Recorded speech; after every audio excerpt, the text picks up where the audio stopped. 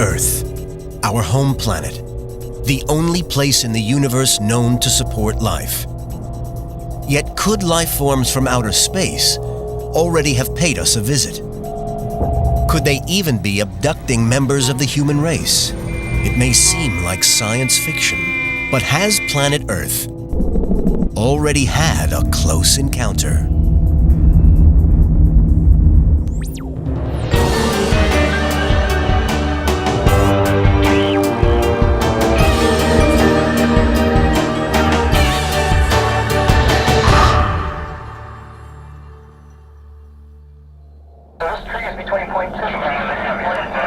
Stories of close encounters with alien life are part of our culture. Every year in the US, there are thousands of reported sightings of UFOs, unidentified flying objects. And some people even claim to have been abducted by aliens. I'm a perfectly normal individual that's had rather extraordinary and odd experiences my entire lifetime. Natural phenomena, or even military activities, can explain most of the UFO incidents, but some still keep people guessing. There's no way that it was balloons or an aircraft or helicopters or flares. People actually saw a 1 to 2 mile wide craft. Flying saucers have invaded our planet. Skeptics argue that such sightings and close encounters are merely figments of our imagination, perhaps inspired by science fiction movies and popular culture. If you have a dream about an alien in the middle of the night, what is your alien going to look like? Your alien's going to look like my alien, the alien we both saw on television. Although even respected scientists admit that real aliens could have the capability to travel vast distances across the cosmos to visit Earth. There is no law of physics preventing a civilization, perhaps 1 million years more advanced than ours, from reaching the planet Earth. Some believe that there is overwhelming evidence that aliens have visited us, possibly on many occasions throughout history, leaving artifacts and messages ranging from crop circles to the pyramids. I saw some strange objects, some strange lights. I saw some things I couldn't explain. They were definitely under intelligent control. For those of you that are skeptical, I would ask that you look at all the incidents. There are some very serious things out there. Some incident really needs some investigation. In 1995, Dr. Lynn Kaitai saw lights she could not explain near her home in the mountains just north of Phoenix, Arizona. She had her camera with her. I really concentrated on that top orb that was starting to disappear. It didn't budge, it just slowly dimmed, as if once it disappeared, it was still there. And I noticed an eerie silence, as if time had stopped. It was just extraordinary and very strange. 2 years later, on March 13th, 1997, Kaitai was also among the thousands of witnesses who shared a remarkable experience.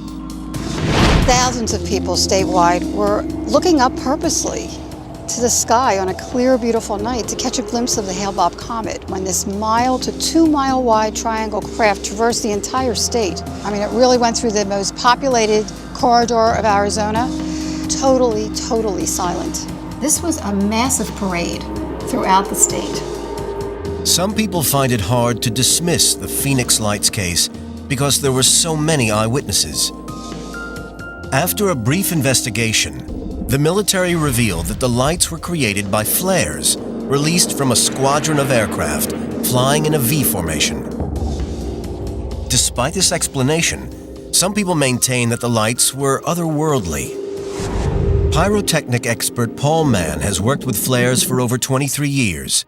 He believes that staging this event would be incredibly challenging. I think you would find it very difficult to mistake a flare for what people would regard as a UFO. Although he won't be launching the flares from a fighter jet, Paul believes that he can explain the difference between flares and the Phoenix Lights. Here are our flares, which will go to about 300 feet high, give you a constant burn, but you'll see there's a slight flicker in it. Anybody will be able to spot that's a flare rather than a craft. So we've got a shimmering red light there, lots of smoke, you can see the smoke trail. The pinpoint of light will give it away as a flare and it falls to the ground. It doesn't hover for hours. So for anybody who saw the Phoenix lights, if it was a pyrotechnic that could last for so long, that was quite an achievement, and to get it to hold in the sky was something else altogether. I know what I saw, and thousands of other people know what they saw, and it definitely was not flares. The characteristics are quite different from these orbs. There's no smoke trails, these are balls, these are orbs and are in rock solid formations. The data speaks for itself. Some people believe that flares are an improbable explanation for the lights over Phoenix. Dr. Michael Shermer, publisher of Skeptic magazine, thinks the incident highlights the difficulty of judging the truth about UFOs. People are poor eyewitnesses, all of us, judging the size, motion, and speed of objects in the sky, particularly at night or at dusk. It's very difficult to do. Shermer has been writing about the unexplained for over 10 years. He questions not only the quality of the evidence, but also the reliability of human testimonies. When somebody says, oh, it was 200 meters wide in the sky, how do you know? Was it next to something that you knew the size of already and then you can judge it's twice as big as that? No, people just make wild-ass guesses. These wild guesses include mistaking military aircraft, weather balloons, flares, and even the planet Venus as alien craft. Yet such sightings lead many people to believe in the existence of UFOs, despite logical explanations from scientists and the US government. Ironically, official denials of UFO landings may actually encourage a popular belief in their existence because of a fascination with conspiracy theories and a fear of government cover-ups, particularly in the infamous case of Roswell. Roswell. This is the mecca of ufology. Initially, the story given that it was a weather balloon was a lie. It was a lie because it was a national security secret. It was a national security secret until 1995, when the government said that Roswell wasn't actually a high-altitude weather balloon, but a high-altitude surveillance balloon to monitor Soviet nuclear tests. This revelation only serves to convince the UFO community that the government are still covering up whatever did happen at Roswell. So the ufology people said, aha, you see, we've been saying that they lie. We go, yeah, right, but they're saying what it actually is. Well, yeah, but that's a lie. No, that makes perfect sense for a Cold War atmosphere in 1947. The mystery surrounding Roswell has been fueled by misinformation and the shifting official explanation that keeps the story alive. Yet sometimes, even the military themselves spot the unusual. In 1980, personnel at an Air Force base on the east coast of England saw a strange light in a nearby forest. Deputy Base Commander Colonel Charles Halt was on duty when he received a strange message from one of his staff. When the on-duty police lieutenant came in and insisted on seeing myself and the base commander and talking to us privately, he was white as a sheet. The lieutenant reported that a strange, unidentified flying object had been seen descending into nearby Rendlesham Forest. Colonel Halt and a disaster preparedness officer visited the supposed landing site. They recorded their mission as evidence. Okay, what we do is we make a sweep. Here, I've got the gloves on now. Let's make a sweep out around the whole area, about 10 foot out. Make a perimeter run around it. All right, still there.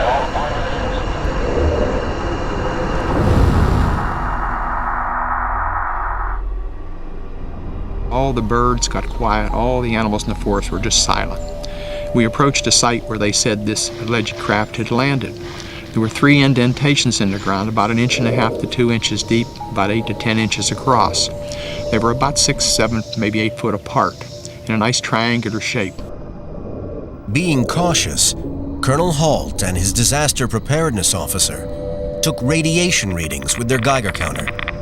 The levels were 4 times higher than normal. We get a high reactive read about 2 to 3, maybe 4. Then, something moved in the trees. A bright red light with a black center that was moving through the trees. There's no doubt about it. There's some type of strange flashing red light here. It appeared to be shedding something like molten metal, almost like steel coming out of a crucible.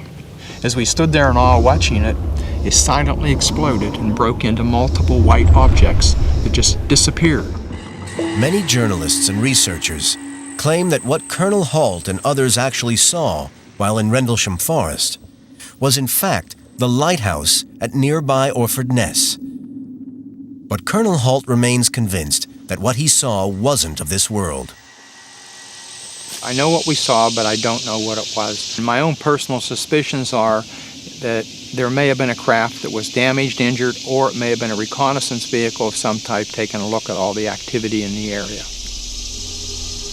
In January 1981, Colonel Halt contacted the British Ministry of Defense, but never received an official response. He is convinced that his close encounter was genuine, and that governments cover up this and other UFO cases. Dr. Michael Shermer is not so sure. The problem with government cover-ups like that is people can't keep their mouth shut. If aliens were really here and the government was covering up, surely some lower echelon person would say, I've got the story of a lifetime. Even if governments were trying to cover up UFO incidents, people haven't stopped questioning the official explanations.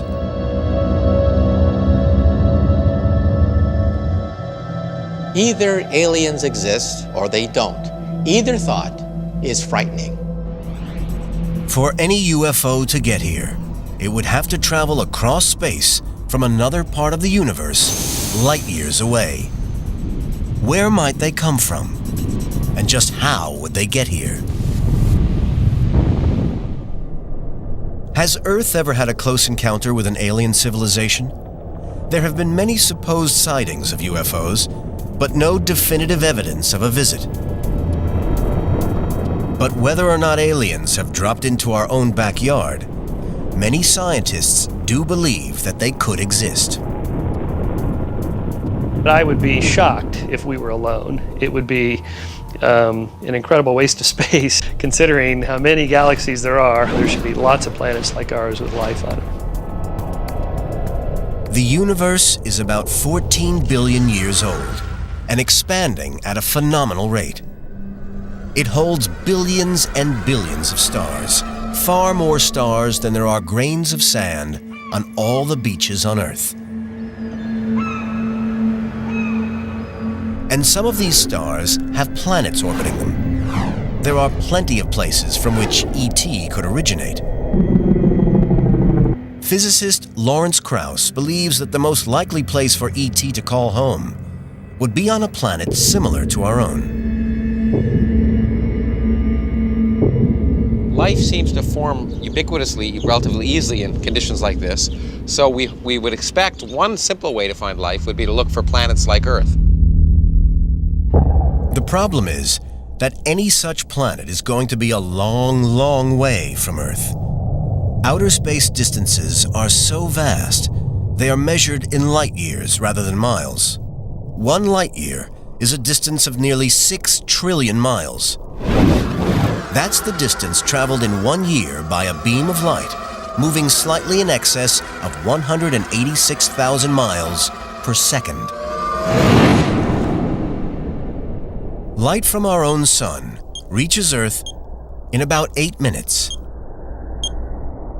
and takes another 10.5 years to travel to the nearest known planet outside of our solar system.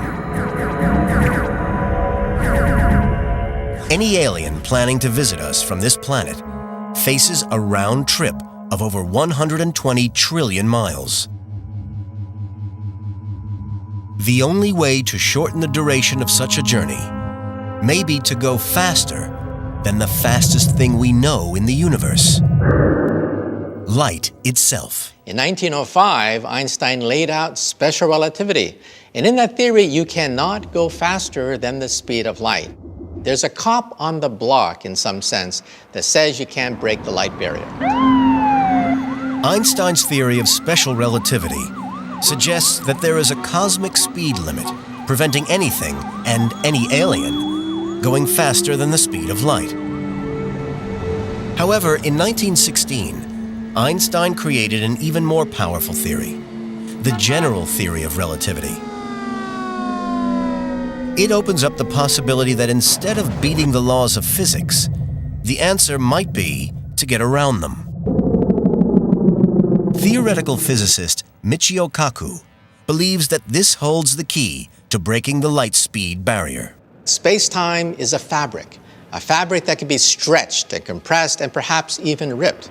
That might give you the possibility to break the light barrier. Einstein's theory proposes that matter causes space-time to curve. Imagine a heavy ball on a rubber sheet. The ball's presence causes the sheet to distort into a hollow. If a smaller ball is then dropped onto the sheet, it will spiral toward the heavier ball. Einstein theorized that space, like the rubber sheet, is warped as objects travel through it. And if space can be warped, then there may be a novel way to travel from one side of the galaxy to the other. If you have a sheet of paper, a straight line is the shortest distance between 2 points. However, there's a loophole. If you are to fold the sheet of paper, then you realize the shortest distance between 2 points is actually a wormhole. Some scientists suggest that wormholes are space-time tubes which act as shortcuts connecting distant regions of space. Theoretically, an alien using wormholes could travel between 2 parts of our galaxy faster than a beam of light could travel through normal space and time. It's a shortcut first described more than 150 years ago by a mathematician in Oxford, England. That man was the author known as Lewis Carroll. Alice's Looking Glass connects the countryside of Oxford to a fantastic world called Wonderland. And if you were to put your hand through the looking glass, your hand would leave Oxford and go to the other side of forever. That is a wormhole, what we physicists call a multiply connected space.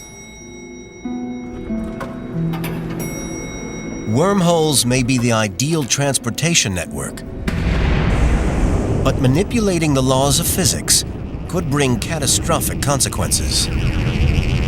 You don't know how stable they are.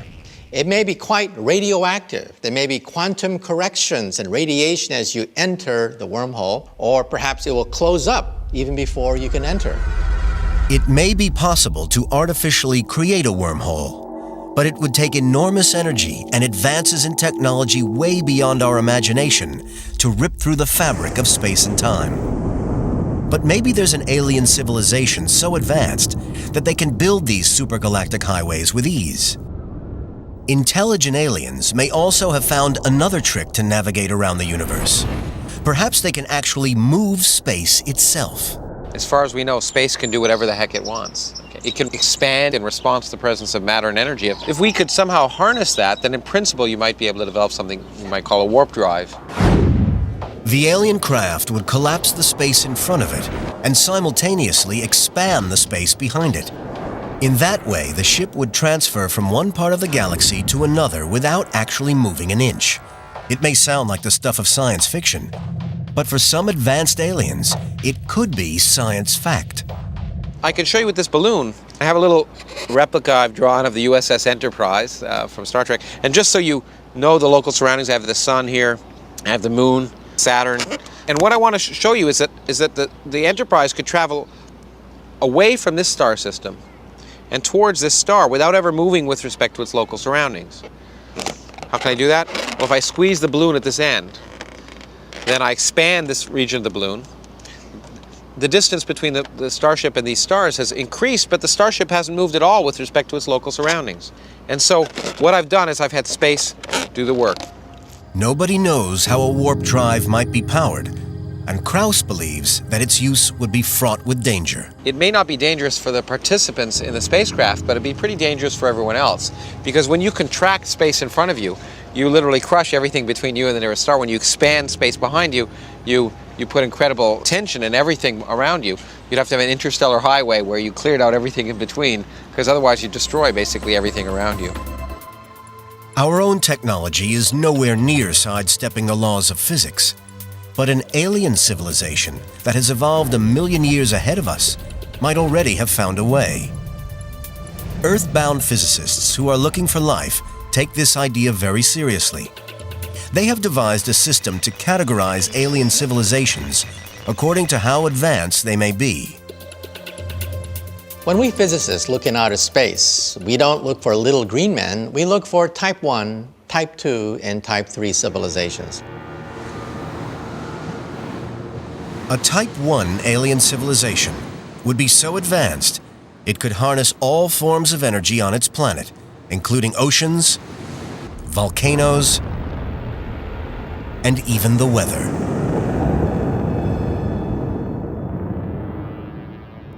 They would soon exhaust the power of a planet and use the energy of their local star. At this stage, they would be categorized as a Type 2 civilization. Eventually, they become galactic. They begin to colonize entire star systems. They begin to have fantastic energies, allowing them to manipulate stars and black holes. That is Type 3. Perhaps 100,000 to 1,000,000 years more advanced than our technology. But where would our own civilization be on this scale?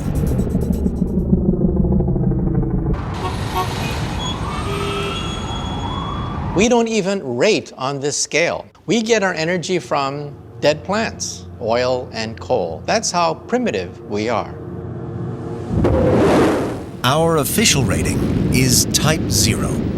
We cannot travel across the vastness of interstellar space. However, a Type 3 civilization would have developed the technology needed to control space and time in order to travel freely throughout the universe. You cannot rule out the possibility that an extraterrestrial civilization, perhaps 1,000,000 years more advanced than ours, have the capability of reaching the planet Earth. But any alien civilization developing ways of traveling across the galaxy to planet Earth still faces potential disaster. If they reach us at all, then the oxygen in our atmosphere, the very thing that keeps us alive, may prove to be deadly poison for our alien visitors. If an alien civilization has successfully learned how to control time and space and cross the interstellar void to visit Earth, they will face a serious danger: our atmosphere. It protects us from solar radiation, but it's a dangerous barrier for any approaching spacecraft. As an object approaches Earth from space, it heats up due to friction with molecules in our atmosphere. The heat burns up most objects, such as asteroids, before they reach the ground.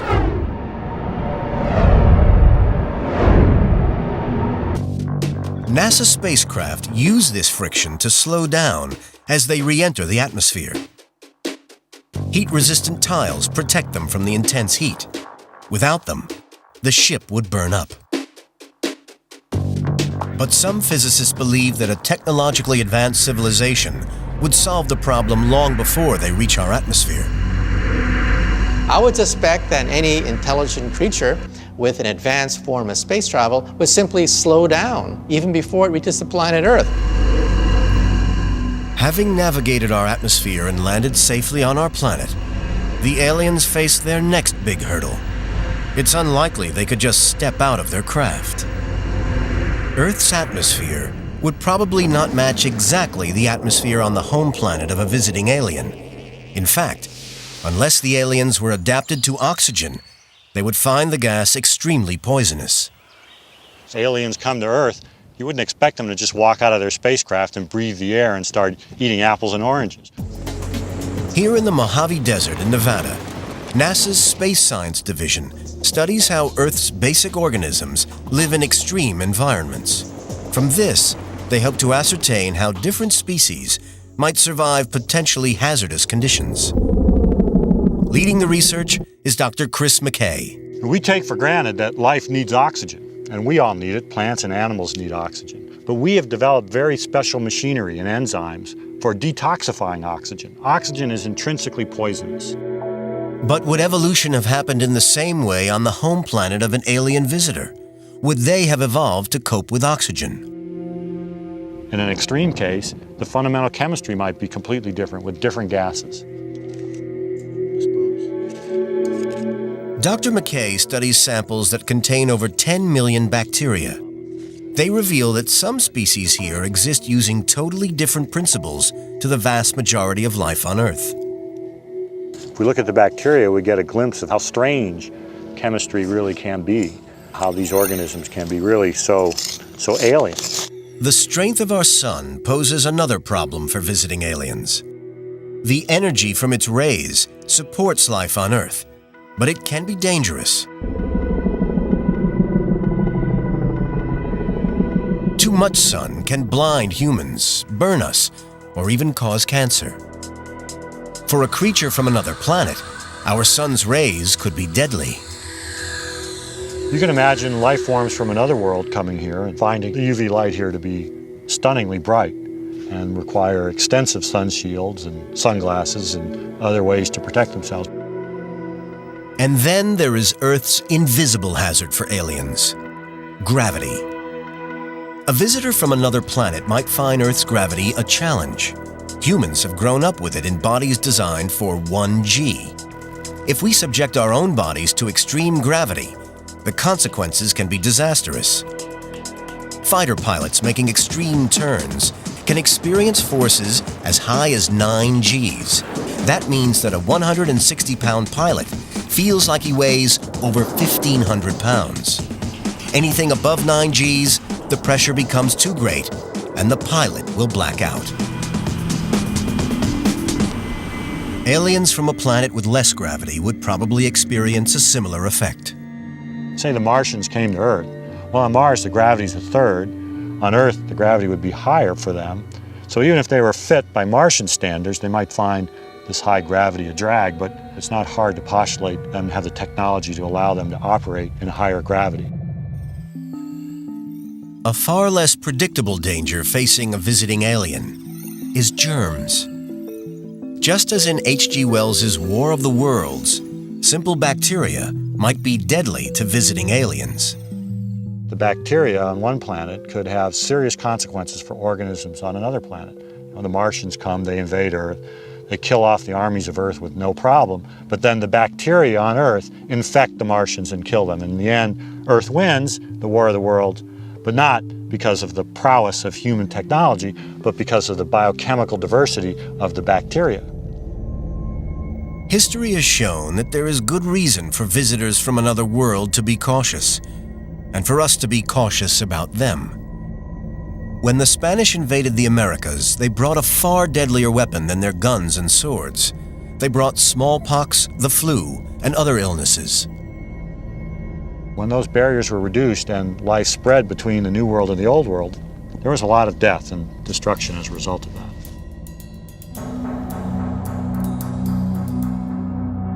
We might contaminate visiting aliens, or they might contaminate us. This fear of infection from new species of bacteria also troubled NASA during the moon exploration of the 1960s. They placed the first astronauts returning from the moon in quarantine in case they carried deadly space germs. McKay hopes that an alien civilization exploring the universe would also be careful not to contaminate planets with their bugs. One would imagine that an alien civilization with the technology to move between worlds would have the sense to realize the same problem and have strict biological barriers and controls. They wouldn't just land and go out for a picnic and spread out their stuff on another world. It's clear that the occupants of an alien spacecraft traveling to Earth would face a catalog of dangers. First, they would have to survive the destructive forces within a wormhole, then avoid burning up in the Earth's atmosphere, and finally, protect themselves from poisonous oxygen or deadly germs. Perhaps alien visitors would decide not to take the risk themselves. What if they sent explorers who never age and who never die from deadly diseases? The most efficient way is with robots. These are self-replicating nanobots. Nanobots are miniature robots, minute and lightweight enough to be potentially invaluable in space travel. One of the major factors in traveling fast through space is weight. The smaller you are, the faster you can go. In fact, subatomic particles can travel at near the speed of light. So tiny nanobots may be the best way of exploring the universe. Scientists believe that it might be possible to create microscopic nanobots able to clone themselves. These would land on moons and planets and self-replicate, allowing an alien civilization to explore vast tracts of the galaxy without ever leaving their home planet. Eventually, you would have a sphere of perhaps trillions of robots expanding near the speed of light, landing on moons, each robot creating other robots. That's the most scientifically reasonable way to explore the galaxy. That's how nature does it. That's how viruses work. Humans are already exploring the cosmos using robots. NASA's Voyager probes are heading deep into space, sending back data as they go. And robotic rovers have explored the surface of other planets in our solar system.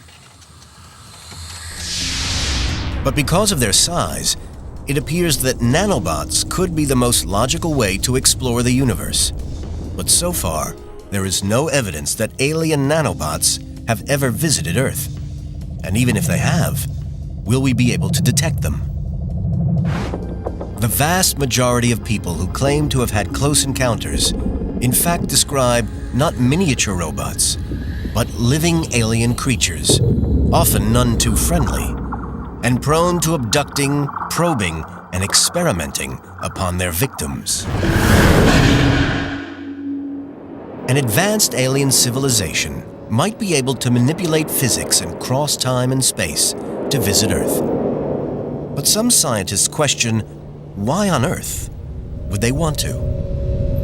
They suggest that beings capable of traveling through space and time would be millions of years more advanced than humans and would find life on Earth of little interest. And even if they do want to make contact, they might not be friendly. Based upon the human race's own history of confrontation, Michael Shermer, publisher of Skeptic magazine, has his own theory. If you go by what happens here on Earth, we would never want to come into contact with ET. We would be eaten or enslaved or killed, because that's what happens here. So that's not good. Even so, some people claim to have already had a close encounter with extraterrestrials. Some even claim to have been abducted by them. The alien abduction experience is a fascinating one. These stories have all the earmarks of a very human kind of experience. It's a type of night terror. It's a bad dream. Because there is no evidence, outlandish accounts of alien visitation are greeted with disbelief. So most claimants are keen to conceal their identity. One woman from New York, who we have named Molly, claims to have experienced repeated visitations throughout her life. Probably the most strangest and disturbing memory that I have is of a dream with a white paw coming into my neck and placing a tiny little stick in it. And when I woke up that morning, I was very shocked to find a strange, painful lump on my neck. And when I felt it, because I thought it was a pimple, I discovered something hard in there, the shape of a piece of rice. According to Molly, the tiny implant worked its way deep into her body, and before she could get medical advice, it disappeared without a trace. Another encounter that she vividly remembers actually involved being taken on board an alien spacecraft. I recall being in, I'm going to call it a clamshell, but it was more like a scallop, and it had a top and a bottom, and I can recall being inside of it and the top closed over you. I experienced medical procedures with very strange types of devices. One of the beings was very tall and very thin and very insect-like. Like most people who